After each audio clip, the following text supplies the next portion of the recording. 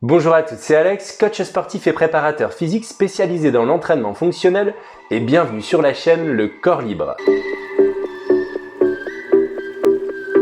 Et aujourd'hui, nous allons parler des pouvoirs extraordinaires de la respiration. Et si vous ignoriez certaines capacités insoupçonnées de votre corps. Piloter vos émotions, gérer votre état de forme, développer vos performances sportives ou améliorer votre sommeil, et si tout ça était possible grâce à la respiration. De plus en plus de chercheurs se penchent sur l'influence de notre respiration sur notre vie et notre santé. C'est pourquoi je souhaitais vous proposer une petite série de 5 épisodes consacrés à la respiration. Ce premier épisode va nous permettre de planter le décor, de comprendre les mécanismes de la respiration sur notre organisme afin d'en utiliser au mieux ses vertus. La respiration est un élément central de notre survie. Et oui, je peux m'arrêter de manger pendant quelques semaines, je peux m'arrêter de boire pendant quelques jours, mais priver l'organisme d'oxygène ne peut pas durer plus de quelques minutes. Mis à part pour le recordman du monde d'apnée statique, Stéphane Diffsud, un Français qui détient le record de 11 minutes 35 secondes sans respirer. Alors j'ai une bonne nouvelle, la nature est bien faite, on ne peut pas oublier de respirer.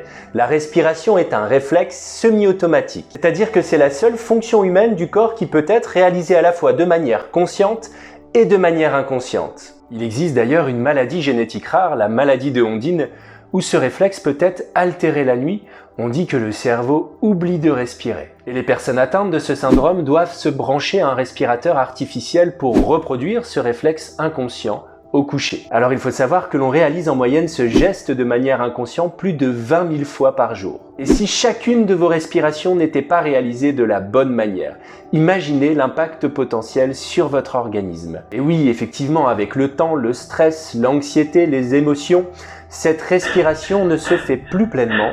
On parle alors de respiration partielle. Pour mieux comprendre cet impact du stress sur notre respiration et notre organisme, il est indispensable de se pencher sur la manière dont fonctionne notre système nerveux. Donc le système nerveux est constitué du système nerveux central où vous avez le cerveau et la moelle épinière représentés en rose, puis vous avez l'ensemble de vos nerfs représentés en blanc qui constituent votre système nerveux périphérique. Et donc notre système nerveux central, le cerveau, la moelle épinière, pilote, grâce aux nerfs, l'ensemble de notre corps. Si je veux faire fonctionner un muscle, par exemple le biceps, l'information part du cerveau, passe par la moelle épinière, puis est distribuée aux nerfs concernés pour faire bouger mon bras. Et en même temps, ces nerfs servent de récepteurs. Par exemple, si j'allume une flamme proche de mes doigts, l'information passe par le nerf, puis par la moelle épinière, puis rejoint le cerveau pour me prévenir d'un éventuel danger. Et à côté de ça, dans votre système nerveux, vous avez le système nerveux autonome, et lui, il porte bien son nom. Il est autonome, il fait sa vie. C'est un petit peu le chef d'orchestre qui régule certaines fonctions automatiques de l'organisme comme le cœur, les organes de digestion et en partie la respiration. Et ce système, il permet de maintenir l'équilibre interne de notre organisme.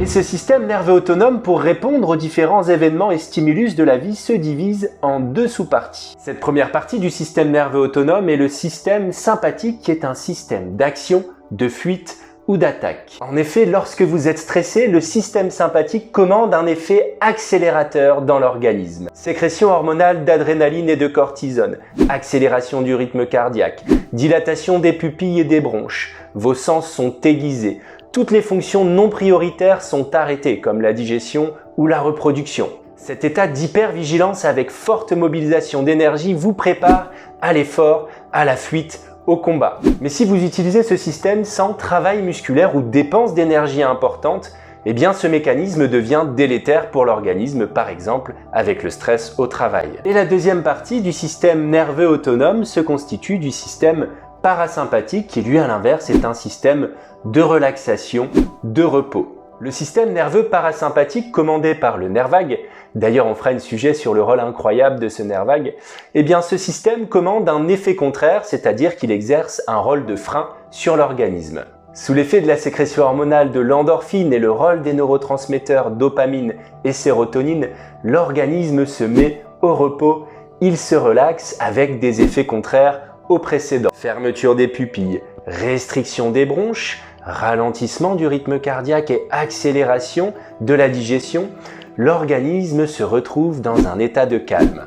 Et ces deux systèmes s'inhibent l'un l'autre, c'est-à-dire que si je sursollicite l'un de ces deux systèmes, l'autre s'affaiblit. De nos jours, c'est bien souvent le système sympathique qui est surutilisé et qui nous met dans un état de stress permanent. Et le problème, c'est que sur le long terme, l'organisme s'épuise avec apparition de tensions musculaires, anxiété, douleurs chroniques, insomnie, perte de libido, affaiblissement du système immunitaire et burn-out. A l'inverse, une sursollicitation du système parasympathique amène un état de fatigue généralisée, un état de léthargie, l'envie de rien. Mais cet état arrive souvent après un épuisement du système sympathique suite à un épisode de stress par exemple qui mène à une dominante presque exclusive du système parasympathique comme par exemple lors d'un burn-out. Il est donc nécessaire et vital d'activer notre système parasympathique pour retrouver l'équilibre. Et votre allié le plus puissant pour retrouver cet équilibre, eh bien c'est la respiration. Il existe pléthore de méthodes de respiration. Certaines méthodes vont favoriser l'état d'activation et donc vont utiliser principalement le système sympathique,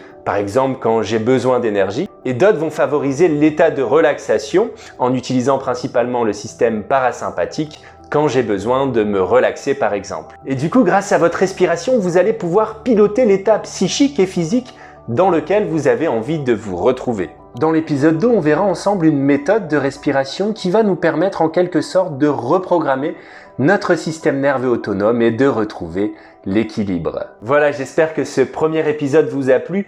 N'hésitez pas à liker et à mettre un petit retour en commentaire, ça m'aide beaucoup pour le référencement. N'hésitez pas à vous abonner à la chaîne pour être informé sur la sortie des prochains épisodes. Vous pouvez toujours me retrouver en coaching visio en petit groupe avec correction des postures en direct. Je vous mets le lien dans la description. Sur ce, je vous dis à bientôt, prenez soin de vous.